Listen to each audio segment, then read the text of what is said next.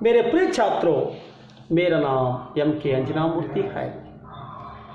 मैं पिछली कक्षा में आपको संधि के बारे में समझा रहा था। संधि में हम संधि किसे कहते हैं, स्वर संधि में कितने प्रकार है, वे कौन कौन सी हैं, दीर्घ संधि, गुण संधि, वृद्धि संधि आदि संधि किसे कहते हैं आदि के बारे में हमने पिछली कक्षा में जान कर लिया है।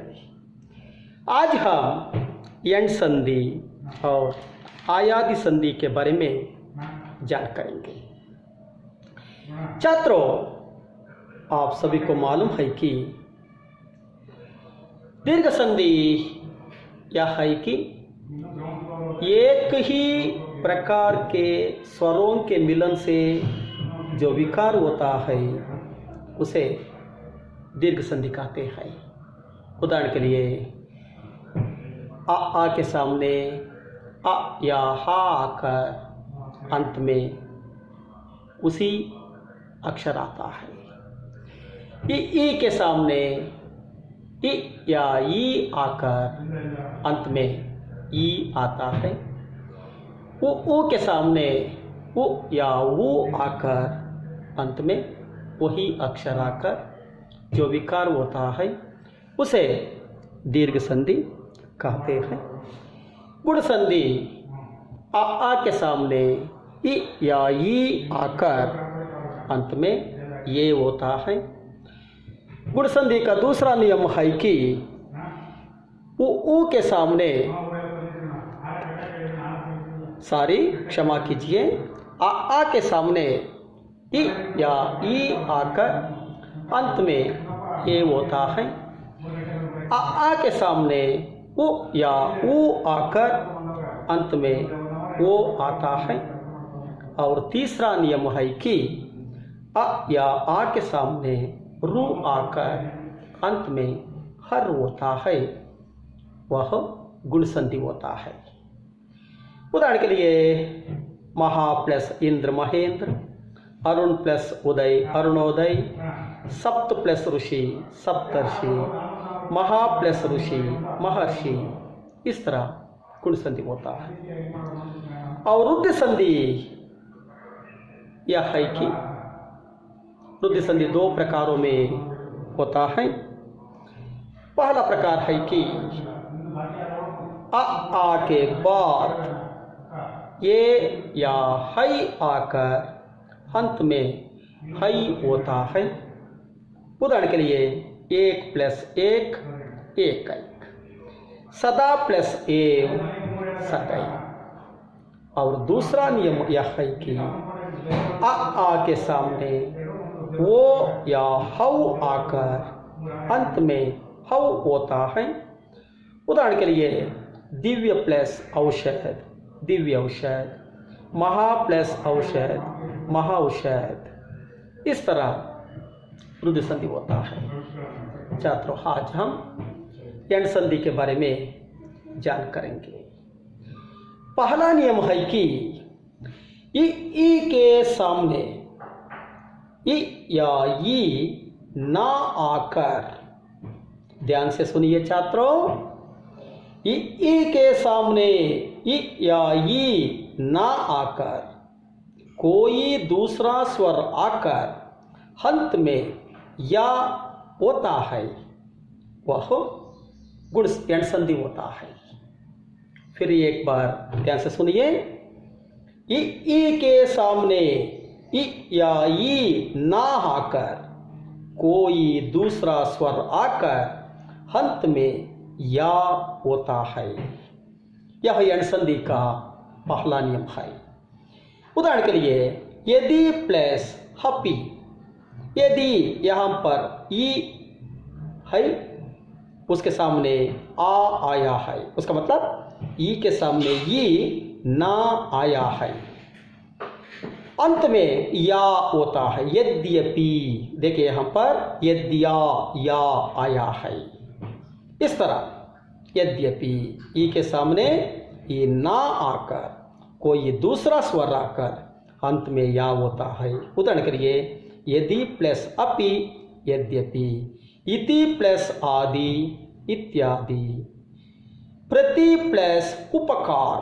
यहाँ पर ई आया है लेकिन उसके सामने ई ना आकर वो आया है। इसका मतलब यहाँ पर या यू आया है, प्रत्युपकार, प्रत्यु यू आया है। इस तरह यण संधि के पहला नियम के लिए उदाहरण है यदि प्लस अपि, यद्यपि, इति प्लस आदि, इत्यादि, प्रति प्लस उपकार, प्रत्युपकार। इस तरह।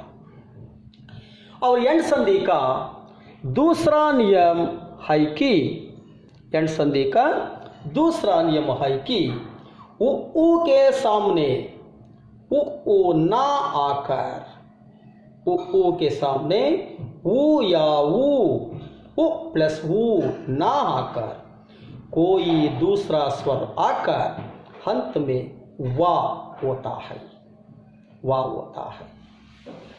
उदाहरण के लिए सु प्लस अल्प, स्वल्प। देखिए हम पर उ के सामने उ ना आकर आया है। यहाँ पर सु उ है, इसके सामने उ ना आकर अल्प आया है। यहाँ पर वा स्वल्प, वा स्वा स्वल्प आया है। इस तरह यण संधि का दूसरा नियम है उ के सामने उ ना आकर कोई दूसरा स्वर आकर अंत में वा होता है। उदाहरण के लिए सु प्लस अल्प, स्वल्प। सु प्लस आगत।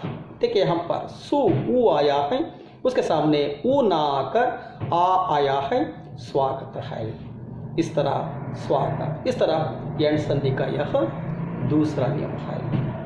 और रू के सामने रू ना आकर कोई दूसरा स्वर आकर रा आया है। पितृ, पितृ, आज्ञा, रू आया है लेकिन इसके सामने रू ना आकर आया है। पितृ प्लस आज्ञा, पित्राज्ञा। इस तरह छात्रों हम यण संधि के बारे में जानकर लिया। ಆತ್ಮೀಯ ವಿದ್ಯಾರ್ಥಿಗಳೇ, ನಾವು ಹಿಂದಿನ ತರಗತಿಯಲ್ಲಿ ಸಂಧಿ ಅಂದರೆ ಏನು, ಸ್ವರ ಸಂಧಿಗಳು ಯಾವುವು, ದೀರ್ಘ ಸಂಧಿಯ ಬಗ್ಗೆ, ಗುಣಸಂಧಿಯ ಬಗ್ಗೆ, ವೃದ್ಧಿ ಸಂಧಿಯ ಬಗ್ಗೆ ನಾವು ತಿಳ್ಕೊಂಡ್ವಿ. ಈ ದಿನ ನಾವು ಯಣ ಸಂಧಿಯ ಬಗ್ಗೆ ನಾವು ತಿಳಿಯೋಣ. ವಿದ್ಯಾರ್ಥಿಗಳೇ, ಯಣ ಸಂಧಿ 3 ಪ್ರಕಾರಗಳಲ್ಲಿ ಆಗುತ್ತೆ. ಮೊದಲನೇ ಪ್ರಕಾರ, ಈ ಕಾರಗಳ ಮುಂದೆ ಈ ಕಾರ ಬರದೆ ಬೇರೆ ಯಾವುದೇ ಸ್ವರ ಬಂದರೂ ಕೊನೆಯಲ್ಲಿ ಯಾ ಅಂದರೆ ಯಾ ಯಾ ಈ ಯು ಯು ಏನು ಬೇಕಾದರೂ ಆಗ್ಬೋದು, ಆ ಯಾ ಅಕ್ಷರ ಬರುತ್ತೆ. ಈ ಕಾರಗಳ ಮುಂದೆ ಈ ಕಾರ ಬಂದು ಕೊನೆಗೂ ಈ ಬಂದರೆ ಅದು ದೀರ್ಘ ಸಂಧಿ ಆಗುತ್ತೆ. ಯಾವ ಸಭಿಗೂ ಮಾಲೂಮ್ ಹಾಯ್, ನಿಮಗೆ ಗೊತ್ತಿದೆ. ಆದರೆ ಇಲ್ಲಿ ಈ ಕಾರಗಳ ಮುಂದೆ ಈ ಕಾರ ಬರದೆ ಬೇರೆ ಯಾವುದೇ ಸ್ವರ ಬಂದು ಕೊನೆಯಲ್ಲಿ ಯಾ ಬಂದರೆ ಅದು ಯಣ ಸಂಧಿ ಆಗುತ್ತೆ. ಉದಾಹರಣೆಗೆ ಯದಿ ಅಂದರೆ ಇಲ್ಲಿ ಈ ಇದೆ, ಹಪ್ಪಿ ಇಲ್ಲಿ ಈ ಮುಂದೆ ಈ ಬಂದಿಲ್ಲ, ಆ ಬಂದಿದೆ. ಯದ್ಯಪಿ ಇಲ್ಲಿ ಯಾ, ಯದ್ಯಾ ಅಪಿ. ಅದೇ ರೀತಿ ಇತಿ ಪ್ಲಸ್ ಆದಿ, ಇತ್ಯಾದಿ. ಪ್ರತಿ ಪ್ಲಸ್ ಉಪಕಾರ, ಪ್ರತ್ಯುಪಕಾರ. ಇದು ಮೊದಲನೇ ನಿಯಮ. ಯಣ ಸಂಧಿಗೆ ಎರಡನೇ ಉದಾಹರಣೆ, ಊಕಾರಗಳ ಮುಂದೆ ಊಕಾರಗಳು ಬರದೆ ಬೇರೆ ಯಾವುದೇ ಸ್ವರ ಬಂದರೂ ಕೊನೆಯಲ್ಲಿ ವಾ ಆಗುತ್ತೆ, ವಾ ಅರ್ಧಾಕ್ಷರ ಆಗುತ್ತೆ. ಉದಾಹರಣೆಗೆ ಸು ಪ್ಲಸ್ ಹಲ್ಪ್. ಸು ಅಂದರೆ ಇಲ್ಲಿ ಊ ಇದೆ, ಇಲ್ಲಿ ಆ ಬಂದಿದೆ, ಹಲ್ಪ್ ಹಾ ಬಂದಿದೆ, ಊ ಮುಂದೆ ಊ ಬಂದಿಲ್ಲ, ಕೊನೆಗೆ ಇಲ್ಲಿ ಸ್ವಲ್ಪ ವಾ ಬಂದಿದೆ ನೋಡಿ, ಸ್ವಲ್ಪ ವಾ ಬಂದಿದೆ. ಅದೇ ರೀತಿ ಸು ಪ್ಲಸ್ ಆಗತ್, ಸ್ವಾಗತ್. ಇದು ಯಣ ಸಂಧಿಗೆ ಎರಡನೇ ನಿಯಮ. ರು ಮೂರನೇ ನಿಯಮ. ಯಣ ಸಂಧಿಯ ಒಂದು ಮೂರನೇ ನಿಯಮ, ರು ಕಾರದ ಮುಂದೆ ರು ಕಾರ ಬರದೆ ಬೇರೆ ಯಾವುದೇ ಸ್ವರ ಬಂದರೂ ಕೊನೆಯಲ್ಲಿ ರಾ ಅಕ್ಷರ ಬರುತ್ತೆ. ಉದಾಹರಣೆಗೆ ಪಿತೃ, ಅಲ್ಲಿ ರು ಬಂದಿದೆ, ಅದರ ಮುಂದೆ ಹಾ ಬಂದಿದೆ, ಅಂದರೆ ರೂ ಮುಂದೆ ರೂ ಬಂದಿಲ್ಲ. पित्राज्ञा रा दीर्घ रा बंदिदे. इस तरह एंड संधि के बारे में हम जान कर लिया. उसी तरह आयादी संधि के बारे में हम जान करेंगे. आयादी संधि एंड संधि के आगे बढ़ता है. आयादी संधि एंड संधि के आगे बढ़ता है. आ से ई से रू तक, ई के सामने ई ना आकर कोई दूसरा स्वर आकर अंत में या होता है. ऊ के सामने ऊ ना आकर कोई दूसरा स्वर अंत में वा होता है. रू के सामने रू ना आकर कोई दूसरा स्वर आकर अंत में रा आता है. वह एंड संधि होता है. आगे बढ़ता है. ये है वो औ आयादी संधि में आते हैं. तो सुनिए छात्रों, ये के सामने ये ना आकर अंत में कोई दूसरा स्वर आकर अंत में हई होता है. हई हई हई होता है. उदाहरण के लिए ने का मतलब ये है. यहाँ पर ने का मतलब ये है. ये के सामने ये ना आया है, हन हा आया है. ने प्लस अन नयन. ने प्लस अन ने ये है. उसके सामने ये नहीं आया है, आ आया है. ने प्लस अन नयन पहला नियम के लिए उदाहरण है. उसी तरह हई के सामने हई ना आकर कोई दूसरा स्वर आकर अंत में हाय होता है. हाय होता है. उदाहरण के लिए नई प्लस हक नायक. देखिए हम पर हई नई नई आया है. नई का मतलब हई हई प्लस हक. यहाँ पर हई ना आकर आ आया है. नई प्लस अक नायक. उसी तरह वो के सामने वो ना आकर कोई दूसरा स्वर आकर अंत में औ आता है. हौ. उदाहरण के लिए पो प्लस हन पवन. पो ओ हन पवन. उसी तरह हौ के सामने हौ ना आकर अंत में कोई दूसरा स्वर आकर हाव आता है. औ के सामने औ ना आकर कोई दूसरा स्वर आकर अंत में आव होता है. उदाहरण के लिए पौ प्लस अन पावन. नयन नायक पवन पावन. ये चारों शब्द आयादी संधि के लिए उदाहरण है. छात्रों ध्यान से सुनिए. आयादी संधि के लिए उदाहरण है. ये के सामने ये ना आकर कोई दूसरा स्वर आकर अंत में आई होता है. वह आयादी संधि का पहला नियम है. उदाहरण के लिए ने प्लस अन नयन. उसी तरह हई के सामने हई ना आकर कोई दूसरा स्वर आकर अंत में हाय होता है. नई प्लस अक नायक. वो के सामने वो ना आकर कोई दूसरा स्वर आकर अंत में हाय हौ होता है. वह पो प्लस अन पवन उदाहरण है.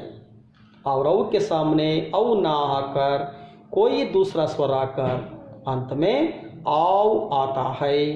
वह पौ प्लस अन पावन पावन आव ऐ हौ है. ಆತ್ಮೀಯ ವಿದ್ಯಾರ್ಥಿಗಳೇ, ಇಲ್ಲಿ ಆಯಾದಿ ಸಂಧಿ ಅಂದರೆ ಎಂಡ್ ಸಂಧಿಯ ಮುಂದುವರಿಕೆ ಅಂತ ಅರ್ಥ.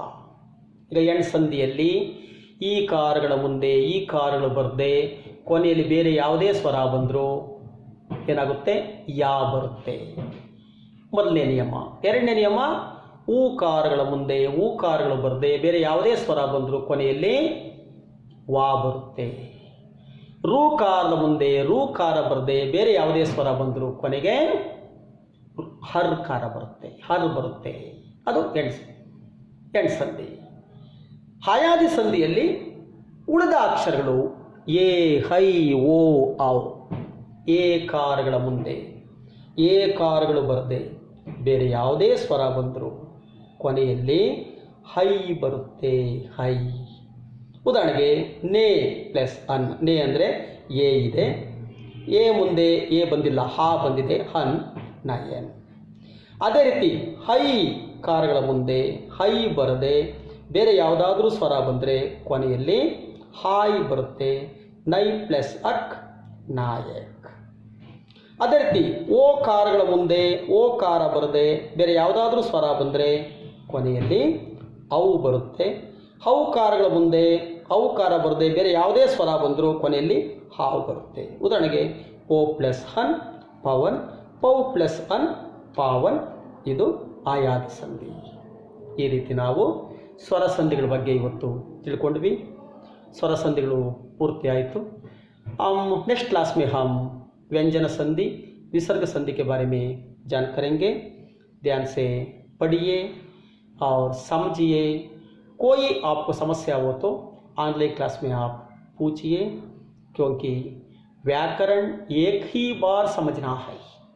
किसी भाषा का व्याकरण हम एक ही बार समझना है, नहीं तो वह समझ में नहीं आता है.